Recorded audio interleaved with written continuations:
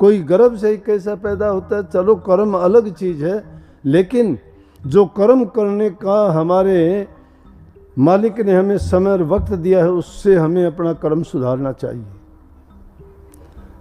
अपना कर्म तो सुधारना चाहिए। कर्म सुधारेंगे तो परिणाम उसके अपने आप अच्छे होंगे। कर्म अगर बिगाड़ते हैं तो अच्छे परिणाम की तो हम आशा कर ही नहीं सकते।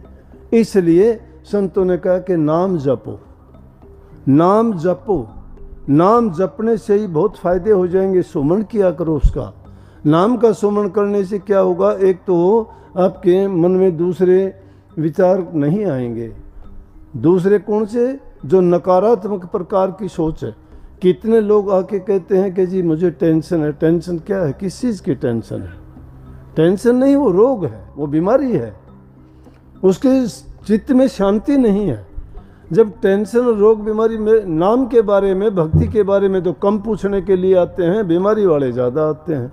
मैं तो जब बैठता हूँ तो एक भी ऐसा नहीं होता जो ये कहता हो कि जी मैं सुमन इतने टाइम करता हूँ, या मुझे मेरा मन लगता है, मुझे शांति मिलती है, या मेरी एकाग्रता होती है, या कभी मुझे प्रकाश या शब्द या धुन कोई सुनाई देती है, या मुझे कोई इससे लाभ मिला। नहीं, सब आते हैं। कोई सर दर्द, कोई पेट दर्द, कोई कान दर्द, कोई आंख दर्द, कोई कहता है कि और नहीं तो कुछ ना कुछ ये कहेंगे जी मुझे टेंशन है। टेंशन का नहीं पता लग गया टेंशन किस बात की है, क्यों बनी वो टेंशन।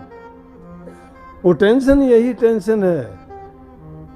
तो अपने आप को इस काम में लगाओ ना, मन को नाम में लगा दो।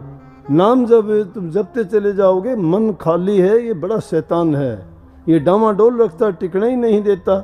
इसको टिकने के लिए इसको गुरु की ज्ञान के अधीन कर दो। गुरु द्वारा दिया गया नाम ऐसा अंकुश है जो इस मन को रोकता और डांटता है।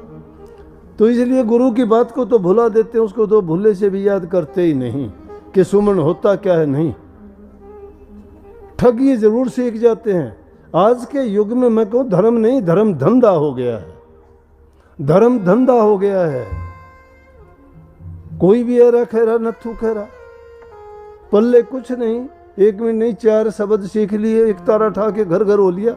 चलो मैं सत्संग करूंगा, तेरा सत्संग करूंगा मैं, तुम्हारे बुला लियो। ये भोले जी बुला भी लेते हैं कि भगत है ये, उसको भगत मानते हैं। और वो भगत क्या करता है, 2 शब्द गाया, चलता हुआ नोटों की गठरी बांध के जेब में डाल के ले जाता है। बहाना क्या लगाते हैं कि महाराज जी का हुक्म ही मुझे है। अरे महाराज जी किसी को हुक्म नहीं देता ठगी और चोरी करने का। ऐसा आदमी अगर तुम्हारे पास कोई आता है और कहता है उसे जूत मारो,